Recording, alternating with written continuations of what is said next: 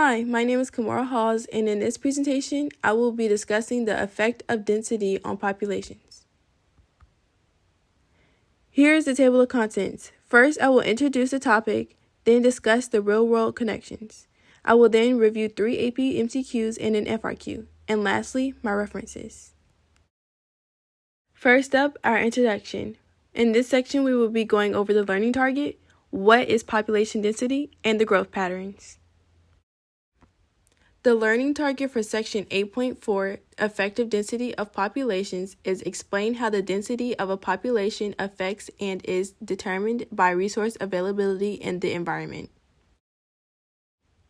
Some key facts that you should know before moving forward in this presentation is that population density can be used to describe the location, growth, and migration of many organisms.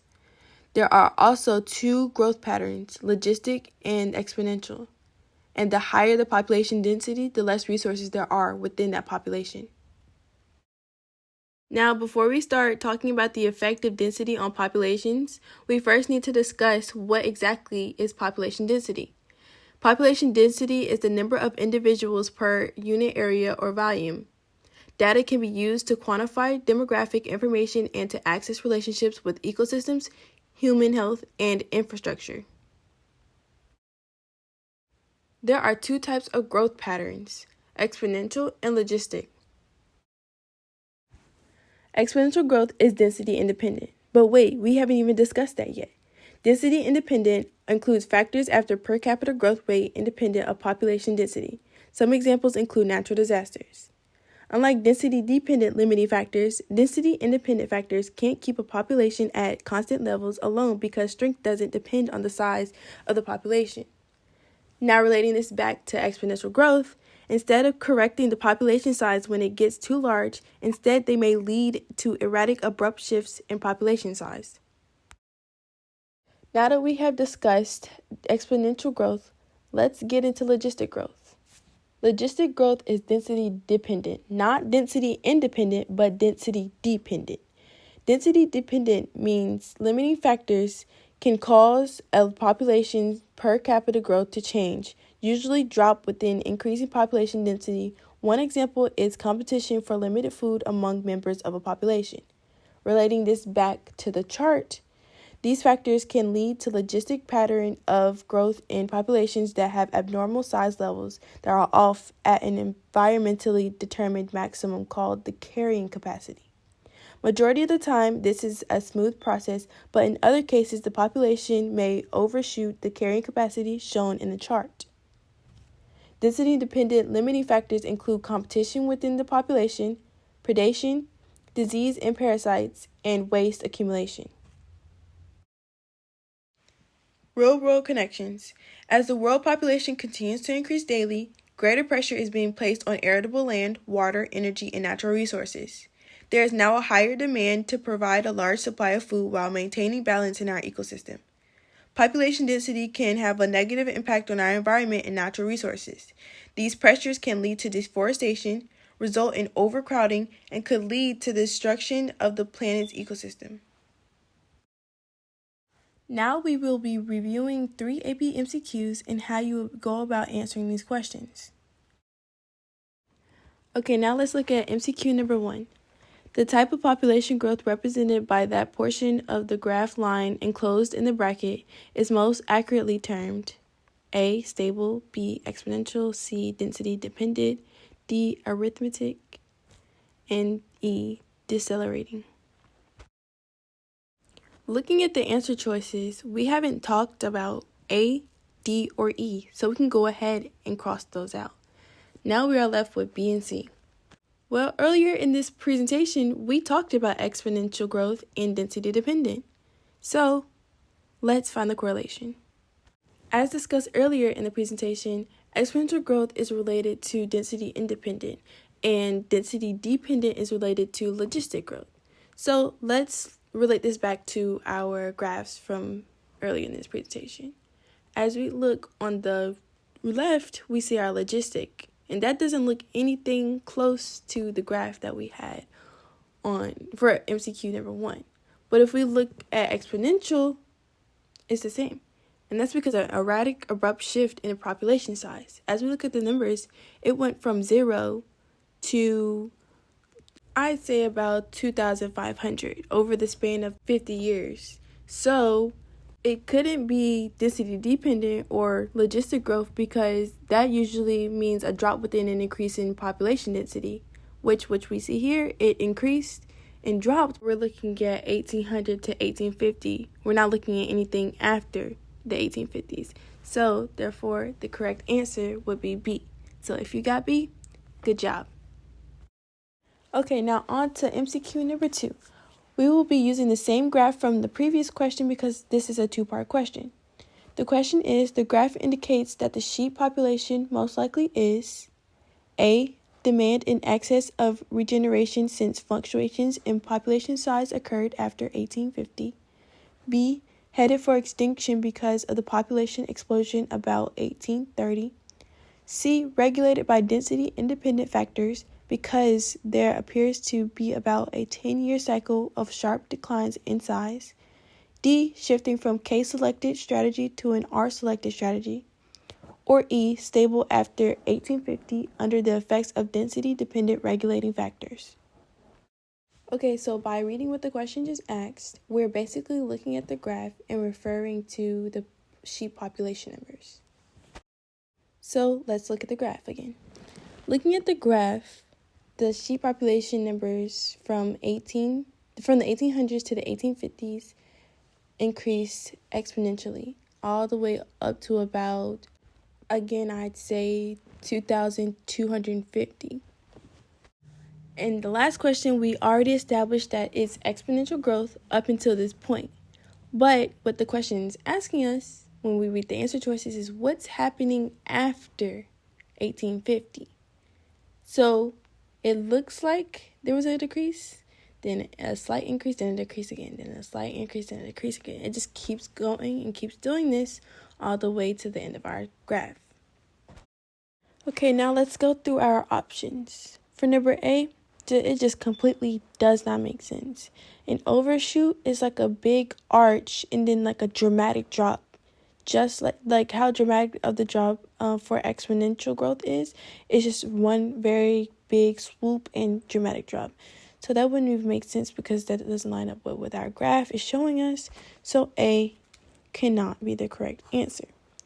For B, it says headed for extinction because the population explosion about 1830. If we look at 1830, it's still heading up because on our exponential growth. So how is it headed towards extinction? No. Wrong. So let's go to C. And C says regulated by density independent. Oh, let's stop there. I just showed you guys what our density independent chart looked like. But let's keep reading. Because there appears to be about a 10-year cycle of sharp declines in size. Let's look at our graph. I wouldn't necessarily say 10-year cycle in sharp declines because between, I'd say, about 1876 and 1884, there aren't any really sharp declines. It's a small decline, but it's not a sharp decline. So let's cross that out. And for D, we haven't even discussed K-selected strategy or an R-selected strategy because they aren't really important when it comes to this type of graph. But when you're looking at density, it is a part of an equation. So no, D can be correct either. So then we're left with E, stable after 1850 under the effects of density-dependent regulating factors. Aha. Then we see our density-dependent, which is also our logistic growth. After that squiggly line, that's exactly what it looks like. Exactly what it looks like. So that would be our answer. E would be the correct answer. Now moving on to MCQ number 3. The question is, Two populations of species of squirrel are geographically isolated from each other. They have the same population density, resulting in both populations being relatively close in size. A new bacterial disease, which is easily spread and extremely virulent, affects both populations at the same time. Which of the following null hypotheses is the best prediction of how the new disease will affect the two populations? Now let's go over the answer choices. So we have answer choice A. The two populations will be equally affected, resulting in little to no change because the ability to trigger the immune system response is randomly distributed among all squirrels of the species. Answer choice B, the larger population will be less affected by the disease than the smaller population because the mutation rate of the larger population is higher than the mutation rate of the smaller population. And choice C, the smaller population will be less affected than the larger population because the smaller population exhibits more genetic drift than the larger population exhibits. Looking through the information that was given to us in the prompt,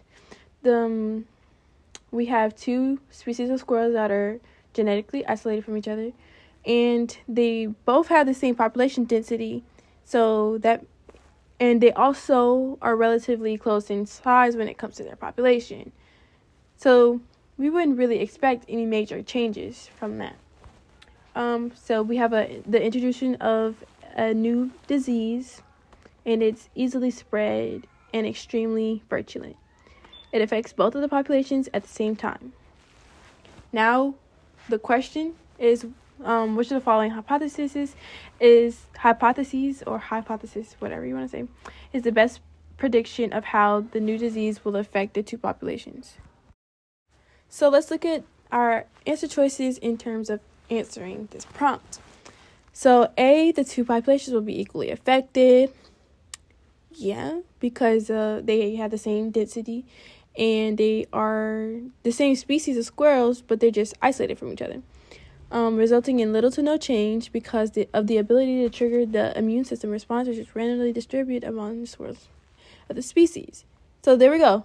The words no change or no difference means no hypothesis. So based on our question, that's one of the answer choices that we should keep in mind. But let's keep going.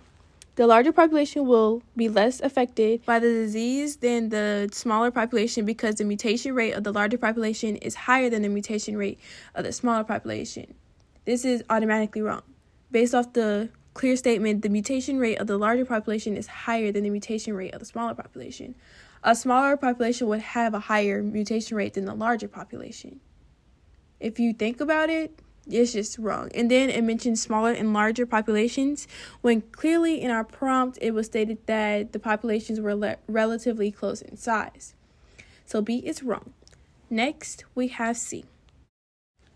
C says the smaller population will be less affected than the larger population because the smaller population exhibits more genetic drift than the larger population exhibits. This question has nothing to do with genetic drift. Nothing at all. So therefore, C is wrong, and the correct answer will be A. So if you chose A, great job. Okay, now we're going to move on to our AP FRQ, and we will also be going over how you would go about answering this question as well.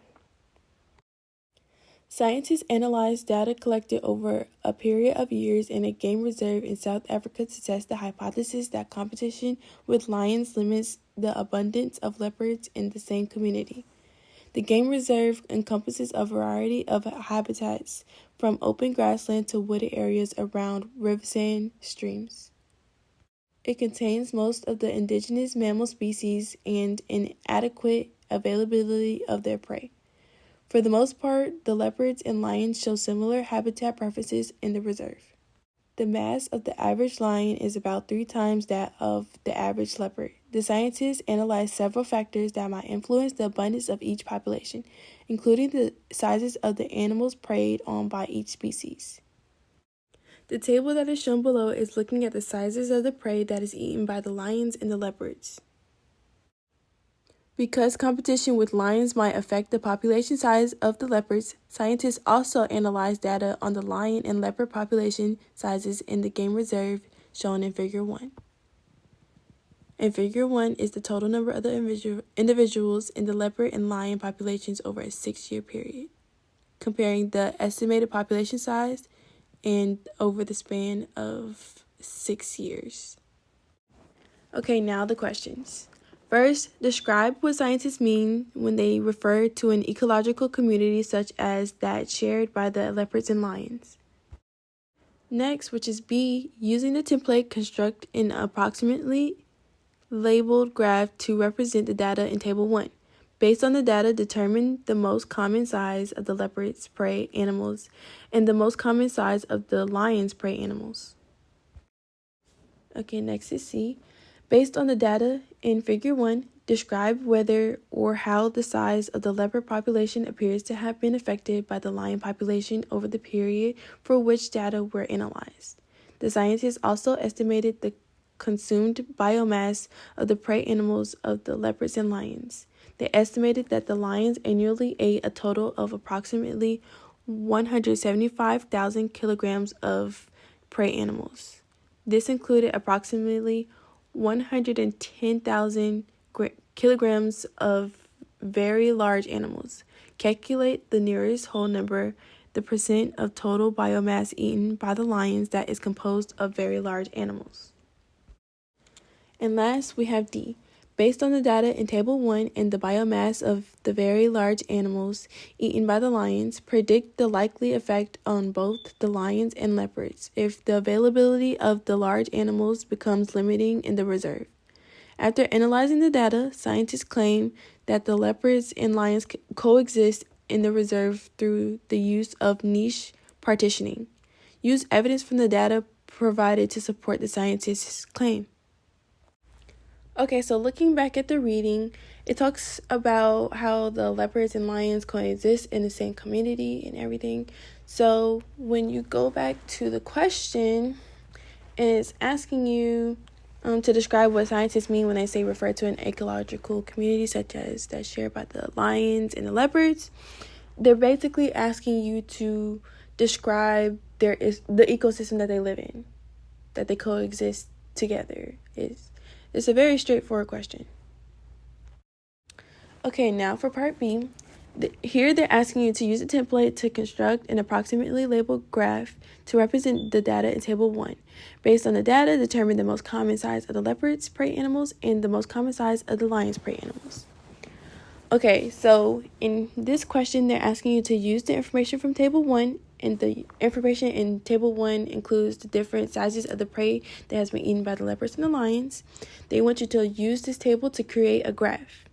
Once you're done creating your graph, you want to refer back to the graph for the second part of the question, which is to analyze the data that you plotted on your graph and figure out the most common size of the leopard's prey animals and the lion's prey animals. Okay, now moving on to part C. We're going to take this question step by step. So first, they're asking, based on the data in Figure 1, describe whether or how the size of the leopard population appears to have been affected by the lion population over the period for which the data were analyzed. So let's look at our lovely Figure 1. And as we can see, the leopard population is clearly affected by the lions, because every time the lion population goes up, the leopard population go down. So this, as mentioned in the reading, as mentioned in this reading right here, they coexist in the same ecosystem. So this could be a result of competition for food sources. The different changes in the ecosystem could have also affected the leopards while it wasn't affecting the lions, or it could have affected the lions while it wasn't affecting the leopards, which led to different reproduction rates, different sources of prey, whether the lions preferred bigger prey over little prey, but the little prey wasn't producing as much. There's all sorts of factors. Okay, for the second part of this question, they want us to calculate to the nearest whole number the percent of total biomass eaten by the lions that is composed of very large animals. So we're going to refer back to our table in Figure 1, and we're going to look at the third column. Well, not the third column, the first column in the third row. at the percent of lions of prey. This information is really completely useful. We want to use the information given to us in the chart here. In the question here. So it says approximately 175,000 kilograms of prey was eaten in total, and only 110,000 was eaten by the large animals. It was eaten by the lions. So to calculate this, we would divide 110,000 by 175,000, and we would get our total biomass eaten by the lions. Okay, lastly, for part D, based on the data in table 1 and the biomass of the very large animals eaten by the lions, predict the likely effect on both the lions and leopards if the availability of the large animals becomes limiting in the reserve. So we're gonna look at table 1 again. And we're gonna look at the percent eaten by the percent of leopard's prey and the percent of lion's prey. So basically, we want to look at very large animals, and if what would happen to the population of the lions and leopards if there was a limitation on the amount of large animals? So basically, who would be more affected if large animals were to decrease in population? And we would look at who consumes them the most. So in this case, it's the lions. And the population for the leopards wouldn't really be affected because they don't eat very large animals. So it would be a different story if it was large animals, but they're not affected by the limitation of very large animals.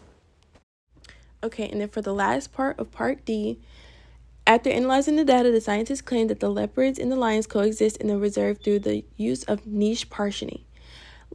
Use evidence from the data provided to support the scientists' claim. So, to tackle this, first we will have to figure out what niche partitioning means.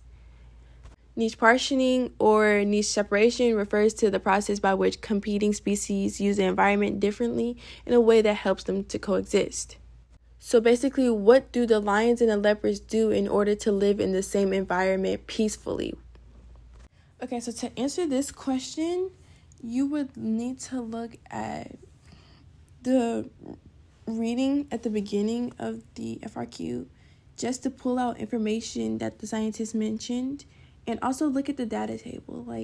As you can see, when it comes to small animals, the percent of leopard's prey is higher than the percent of lion's prey. Maybe natural selection decided that leopards would eat more smaller animals and the lions would eat more bigger animals so that they don't have to keep competing for the same thing in the same environment. And then when you look at the very large, leopards don't eat very large animals, but lions do. So that's just a way to balance it out and things. And you could also refer to the graph and see how the numbers of the lions and the leopards fluctuate. So there's not a lot of lions and leopards in the same vicinity, if you understand what I'm saying. At one point there's a low number of lions and then there's a high number of leopards, and then it flip-flops to a high number of lions and a low number of leopards, and this just keeps it balanced out within their environment, so there isn't a lot of competition going on for resources and everything else. Okay, yeah, that's all I have for you guys, and that's how you will attack that FRQ. It's really straightforward once you sit there and break the FRQ down, and so you can understand how everything would be and write it on paper. Please write it on paper. But yeah, that's all I have for you. Here are my references, basically all the sources that I used in the presentation. And yeah, I hope you guys learned a lot about the effect of density on populations, and you can refer to this PowerPoint whenever.